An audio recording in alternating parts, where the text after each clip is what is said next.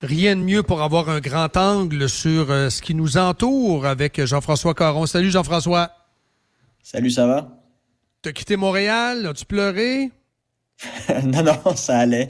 Je m'en suis bien remis. Mais écoute, ça a Est-ce qu'il y a été. eu de la turbulence quand t'as quitté le Dôme? Oui, c'est ça. Non, mais ça a été. Écoute, en fait, la semaine dernière puis les deux prochaines semaines, là, c'est vraiment des grosses semaines. Tu sais, j'étais à Montréal. On devait aller en famille à Dubaï pour la semaine de relâche. C'est ma semaine de Ben relâche en oui. ce moment. Fait qu'évidemment, on n'est pas allé pour les raisons que vous connaissez. Fait que le changement de plan, on est à Astana pour la semaine. Et puis, moi, la semaine prochaine, je dois me rendre de nouveau en Europe pour travailler sur un projet de maîtrise conjointe avec deux grandes universités européennes. Fait que t'es assez occupé, merci. Je ramasse les Air Miles. Greta serait pas contente. J'émets beaucoup de Oh! carbone. Jean-François, parle-moi du risque d'enlisement. Je trouve que Trump s'emballe beaucoup. C'est comme si c'était j'appelle ça une mec-guerre. C'est-à-dire une guerre éclair, une guerre jetable. OK, c'est fait, on passe à autre chose, on passe à un autre sujet. Alors que dans le fond, on voit les gardes de la Révolution dans les rues, on voit le nouveau leader. Ben oui, je sais, il y a une cible dans le dos, là. Mais c'est une idéologie, cette affaire-là, et il n'y a pas de figure de remplacement, il n'y a pas de leader d'opposition qui sont levés, contrairement à d'autres guerres où il y a vraiment un leader d'opposition qui peut incarner le changement. Tu vois ça comment, là? Donne-moi ton grand angle. Écoute, j'ai mon opinion ici, là, tu sais, je vois que Trump, il démontre une grande assurance. Il dit que la guerre avec l'Iran est, pour ainsi dire, terminée. Ils n'ont plus d'avions, ils n'ont plus de bateaux, ils n'ont plus rien. C'est ce qu'il dit. Mais la question, c'est est-ce qu'elle est vraiment terminée, cette guerre-là? Puis je pense qu'on peut légitimement penser qu'il a peut-être commencé quelque chose qui n'est pas en mesure de terminer, puis qui est peut-être en train d'entrer dans le piège que tout politicien souhaite éviter en temps de guerre, c'est-à-dire le risque de l'enlisement.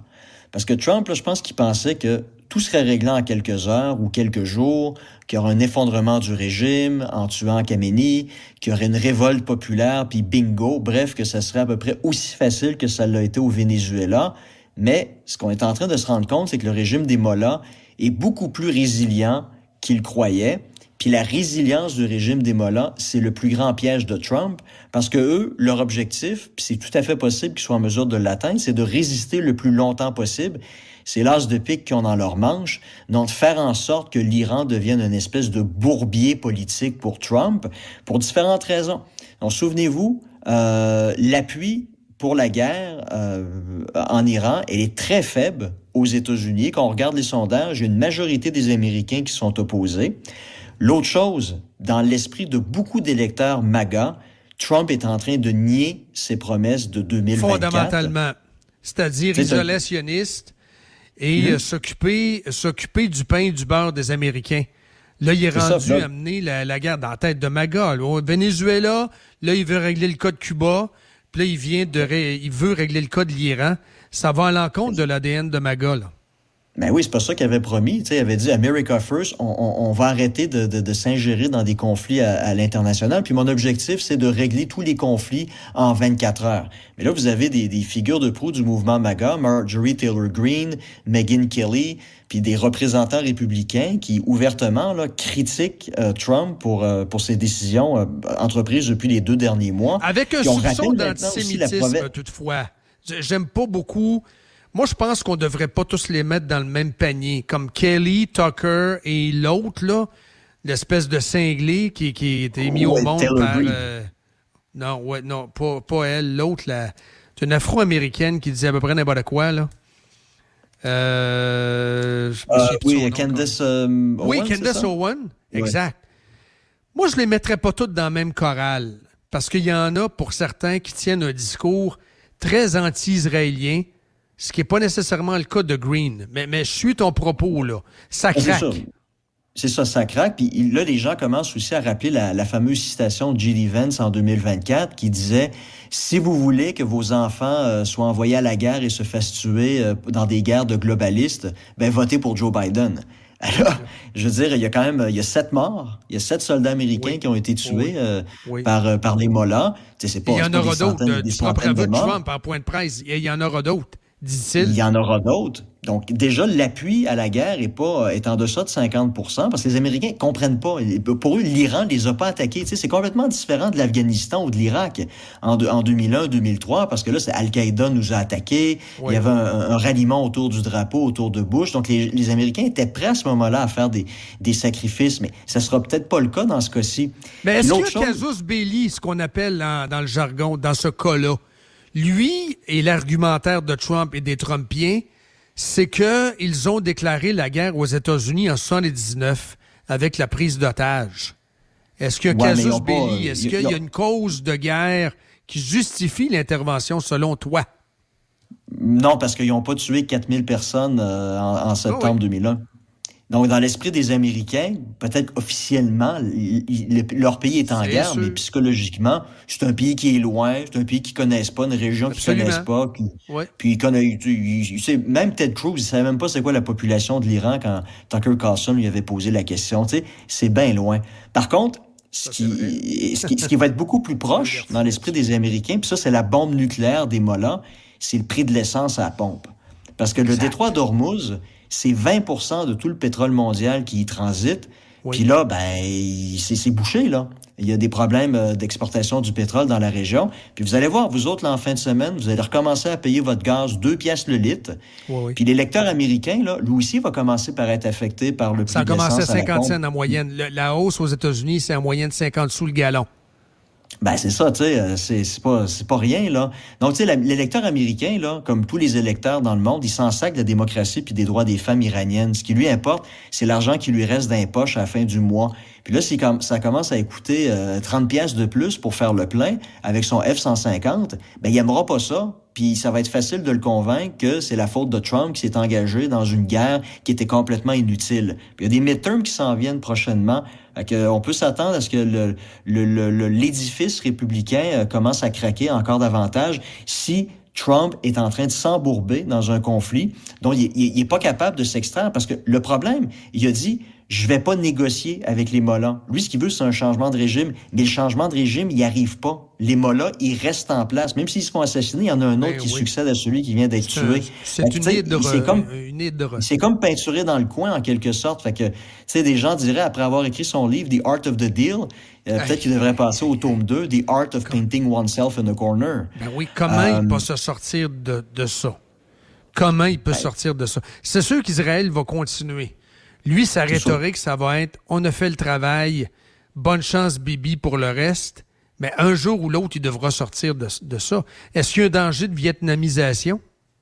Ben, pas de vietnamisation, à moins qu'il commence à envoyer des soldats sur le sol, ce qui, à mon avis, n'arrivera pas. N'arrivera pas. Mais je pense que la solution, c'est ça, c'est de dire, bon, ben, on a fait notre part, maintenant, c'est une guerre qu'Israël doit mener.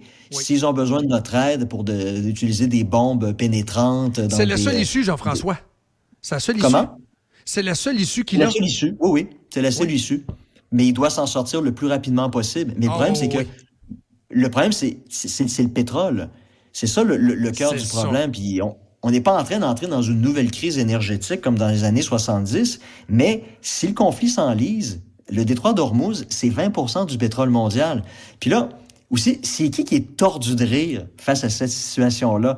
C'est Vladimir Poutine. Ouais, Poutine, il est crampé bien raide parce que le prix du pétrole... Tu sais, lui, il doit... Pour pouvoir équilibrer son budget, il faut que le prix du baril de pétrole se vende à peu près à 65 $. Puis les projections de cette année puis de l'année prochaine, c'était des déficits budgétaires. Maintenant, il est en train de voir la situation, le baril à 90 $. Il est tordu de rire, lui, là.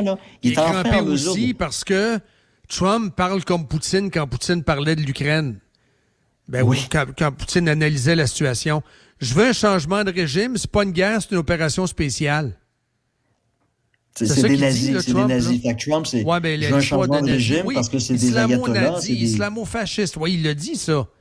Donc, c'est la même cassette que Poutine. Ouais, puis c'est pas une guerre. Les gens font la comparaison. Mais tu sais, là, c'est ça. Celui en ce moment qui est tordu de rire, c'est Poutine. Oui. Puis l'Europe l'a solidement dans l'os, là, comme d'habitude, parce que là, Poutine va être en mesure de profiter de la hausse des prix du pétrole pour équilibrer son budget, financer sa guerre. Puis là, imaginez si le détroit d'Ormuz ferme. la demande européenne va être beaucoup plus importante que l'offre. Les prix vont s'envoler encore plus qu'aux États-Unis ou au Canada. Donc, la seule possibilité pour les Européens, en termes d'approvisionnement de pétrole, ça va être la Russie. Mais ça fait 4 ans qu'ils disent, non, on peut pas négocier avec Poutine, c'est un méchant, puis on doit sortir du pétrole russe. Fait que là, ce que ça risque d'arriver aussi, c'est un risque de provoquer une grave crise politique en Europe autour de cette question-là. Puis c'est déjà un peu le cas avec Orban en Hongrie, puis le premier ministre slovaque Fico.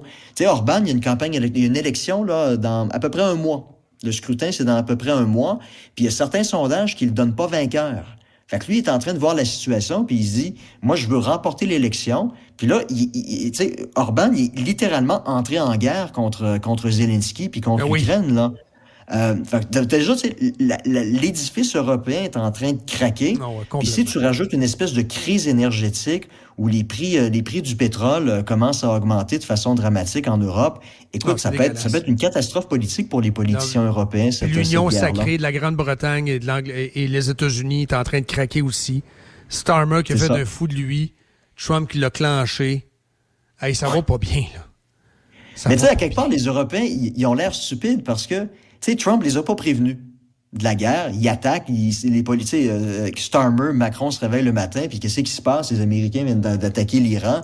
Puis après ça, Trump les blâme de pas être présents. Oui, mais tu nous as pas prévenus, là. T'sais, ils ont vraiment l'air, comme c'est le cas depuis plusieurs années, ils sont complètement laissés là, à la table des petits, puis les adultes leur parlent pas, là. Est-ce que, il faut finir là-dessus, est-ce que si le Québec était un Québec pays, est-ce que Paul Saint-Pierre Plamondon aurait été prévenu? Je te laisse sur ce mot d'esprit. Salut. Salut, bonne journée.